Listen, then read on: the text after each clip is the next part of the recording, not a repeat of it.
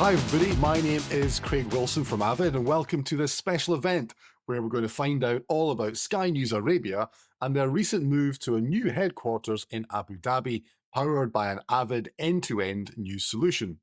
Our guest today is Suresh Nair, who is the Director of Technology for Sky News Arabia, and I recently spoke to him to find out about their operations, their reasons for choosing Avid, and his thoughts on the future.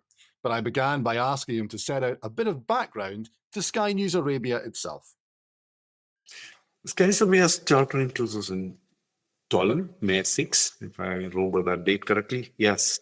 Actually, it's a joint venture between Sky Group in the UK and International Media Investments. So this is 50-50 venture. We started in 2012 with the support from Sky team, because for the whole installation of the facility there was a big team from Sky. I joined that team, and I was part of the whole launch team. So we started as a breaking news channel, and our competitors are Al Jazeera or Al Arabia. They were the mainstream news media in this region. And I think now Sky News Arabia is one of the main news channels in the region. Our primary focus is on breaking news, but we slightly move towards more documentaries these days. We are producing more documentaries and similar content. That's a little bit of shift from where we were in the previous years, but now a lot of documentaries are also being produced, and we have obviously the digital progression is also part of it. We produce a lot of digital content to all kind of social media. I think that's mainly about it. It's a breaking news channel, so we have multiple studios. We have recordings happening as we go with the breaking news. We have a live stream which is reachable from anywhere in the world. There's no geo restriction as such. But we are primarily focusing on the Arabic audience, because obviously our language is in Arabic. We are available on different satellites, especially in the MENA region. That's primarily about it. And so you've recently moved into a new facility in Abu Dhabi. So tell us about the new facility that you're in and how you handled that transition from where you were previously to where you are today. Yeah, I think it was an interesting project, because we have been in the previous facility for about 12 years. And this transition was planned, about 2-3 years back, and we have been living with some very obsolete equipment for some period. Actually, it was kind of, very, very nervous period, because we were maintaining certain obsolete equipment and still continuing to be live on air. And again, speaking about this project, we took it as an opportunity to move to the better technologies, especially we moved from baseband SDI to full IP and beyond, this T2110. So that was one of the key decisions that we made, and agreed with the management that this is the right opportunity for us, because we are moving from a facility to a new facility. Although one of the key requirements was to utilize whatever we have that can be used in the new facility. So it was not just in greenfield. We had to move some of the newly invested solutions to the new facility as well. So that was more challenging for us. But at the same time, it was a good opportunity to find the right technologies to move forward. So, yeah.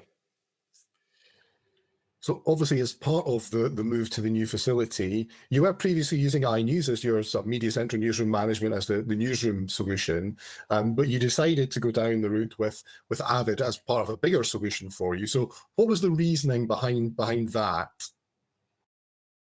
Actually, we have been thinking about Avid for long. We started with another PAM solution, and it was serving very good purpose in terms of as a PAM solution. We were very happy with that. But when we started thinking about story-centric workflow, there was a big gap. We couldn't fill that with that system, and we also had some discussions how this can be improved in terms of obviously, as you said, we were using iNews, but iNews was not able to, or the other PAM system was not able to give us that story-centric workflow. So we have been discussing with our team for some time about the transition. Even before we started thinking of the migration to a new facility, we were discussing about that kind of changes. But then obviously this migration to the new facility was a good opportunity for us to take that firm decision. And we were happy to see that there were many improvements when compared to when we started the discussions with our team. So I'm sure the editorial team also will be much happier with the new facility, new workflows, much more streamlined. So and that was a big part from the Avid team to understand our workflow, how we were doing that certain things, and how this can be incorporated into Avid world. But at the same time, making sure that this is the best workflow to manage that kind of output. So yeah, I think this was a great effort from the team from Avid to ensure they understand what we need and give the right output. What happened during that sort of transition period? You talked about working with the Avid team to understand workflows. And I think technology is one part of a solution, but of course there's then the people part. So people, needing to be trained, needing to get exposure to the new sort of equipment and things like that. So how did that whole process go?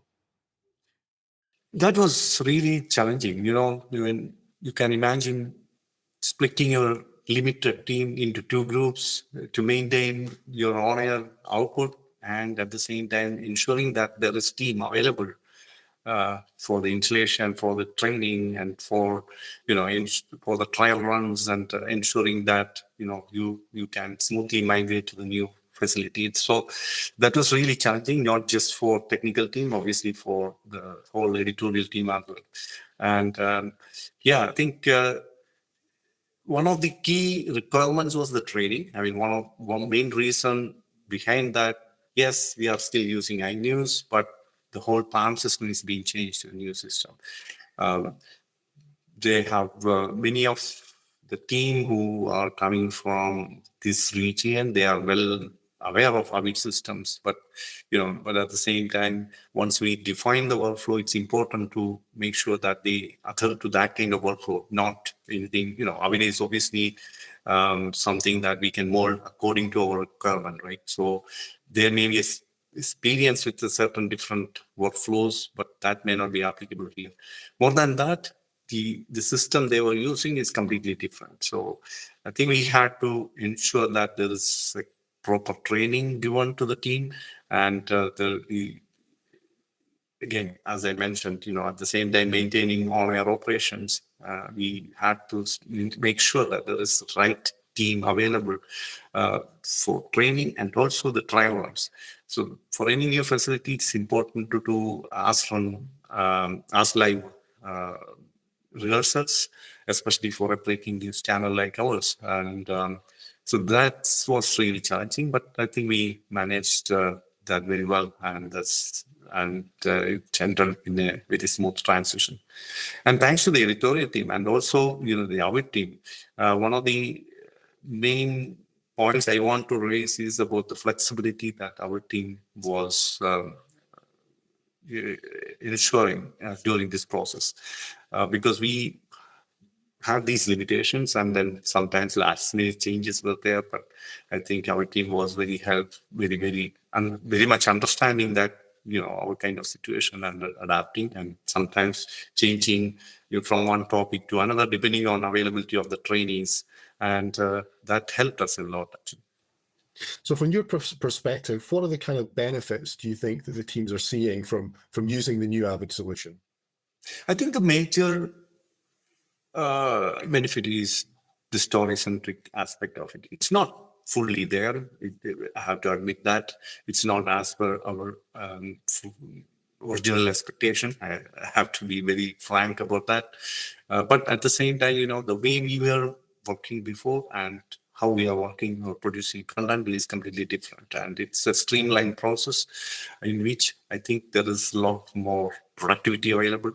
Lot more efficiency is there, and also a lot of digital outputs. I mean, that's another aspect, right? So we were again, we are not using publisher for now because again our team was using a specific system, but at the same time, we are using the whole Avid post-production environment, and the final output is being pushed to another system for publication.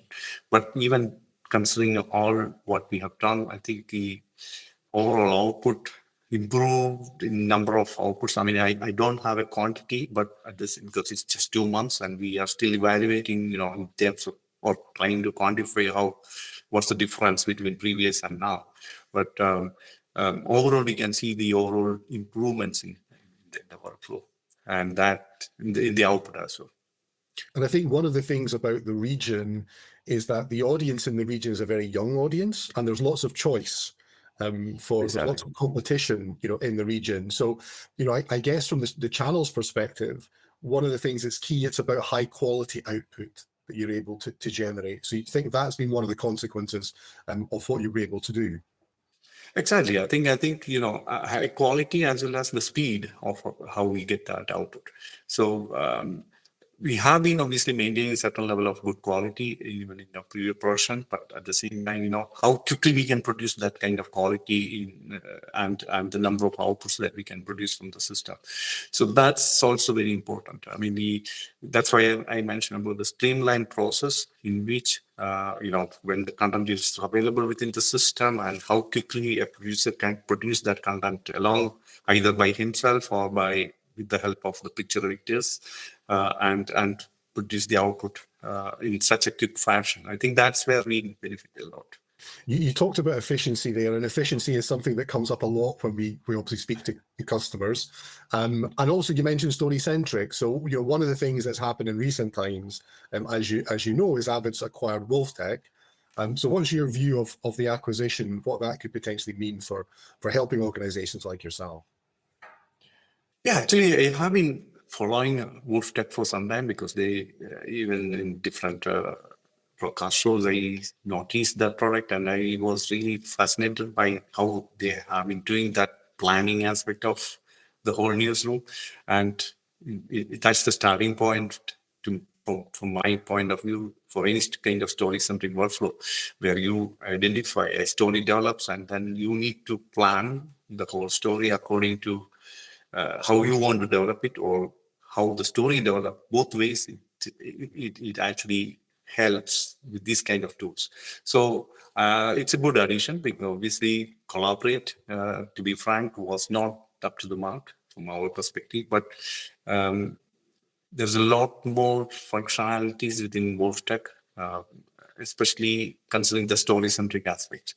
So yeah, I think it's a great addition to the whole Avid platform. One other thing that comes up a lot, of course, these days is AI. So is AI something that you're looking to take advantage of?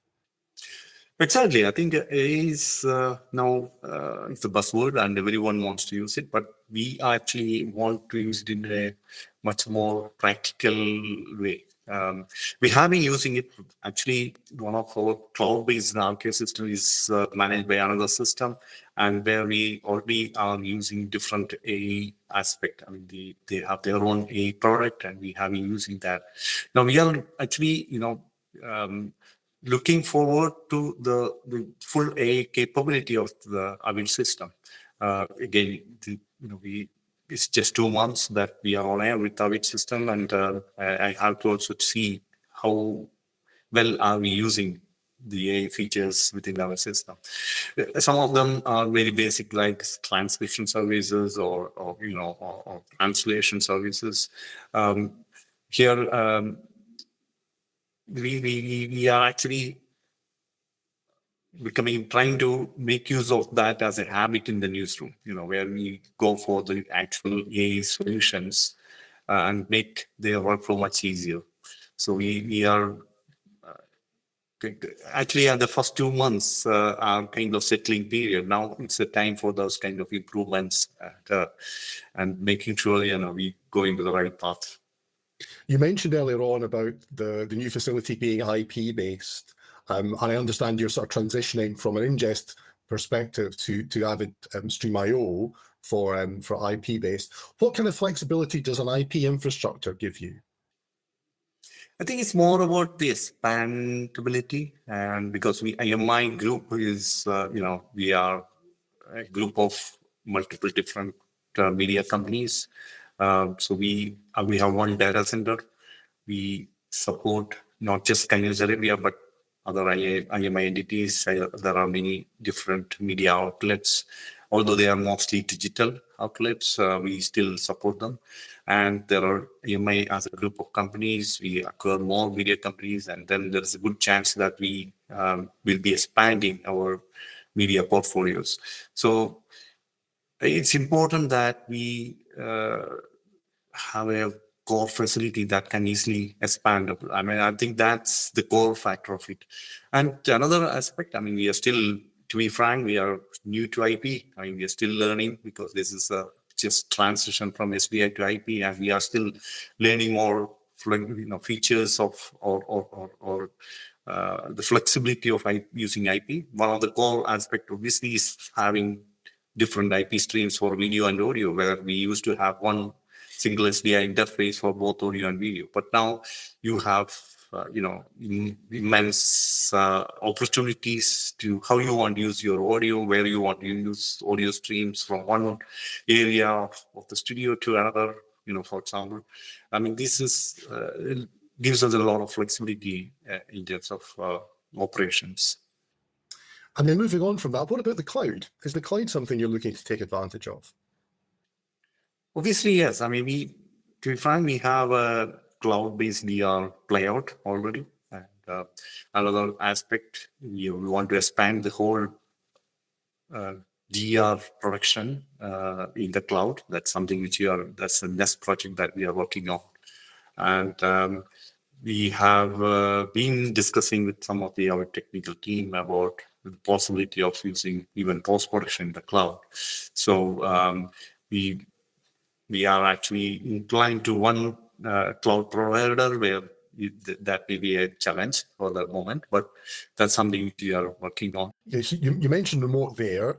One of the things about news, of course, is news doesn't tend to happen in the newsroom. It does tend to happen out on location. It happens in lots of different places. So how did you work with other parts of the Sky organization and other parts of your sort of editorial teams to really coordinate and to bring all that coverage together? Because, as you say, you have a focus on the sort of MENA market, obviously in Arabic language, but that can include contributions from lots of different places. So how important is, I guess, coordination and collaboration in doing all of that?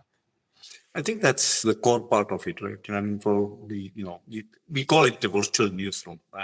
Doesn't matter where you sit. I mean, whether we have multiple bureaus in the world, especially in the MENA region. We have reporters. We have our bureau managers. So they all collaborate and coordinate with the head office in Abu Dhabi. So again, that's where the story-centric aspect comes into picture, right? So where we will be able to look at the planning, and we don't need to call, the guys and inform them, but they can see in front of them what's the story that we are going to work on. So these kind of tools are very important for the journalist. And yes, it's an evolution that, especially now with Avid solution, we have that whole story-centric workflow being implemented, and now it's more easier for our bureaus to see what is in the plan, how they can contribute better in each of the story when as it develops. Yep. So you mentioned that you've been on air for a couple of months. It's obviously that's a very busy period whenever a station goes on air, whether they're a greenfield site or whether you're transitioning from somewhere else. So if you could sum up how the last couple of months have gone, what would be your thoughts reflected back on it?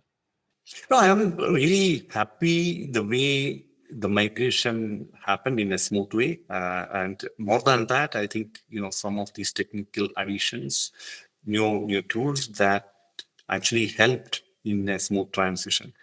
Yes, we had to go through certain trainings, but I think whatever tools that we have chosen, even if it was IT or even Avid or any other systems that we choose in this transition, I think they contributed heavily in this smooth transition. So we can always say that for any transition or migration, there will be a firefighting period, and luckily we didn't have to face such a issues, any big issues during that transition. So and big thank you to the Avid team for making sure that the Avid system, which is the core for all of the file-based system, and file workflow.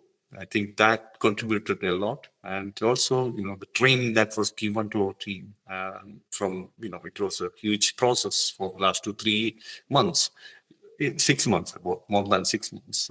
So I think that contributed for this smooth transition. I think I'm very happy in the way it turned out to be a good project.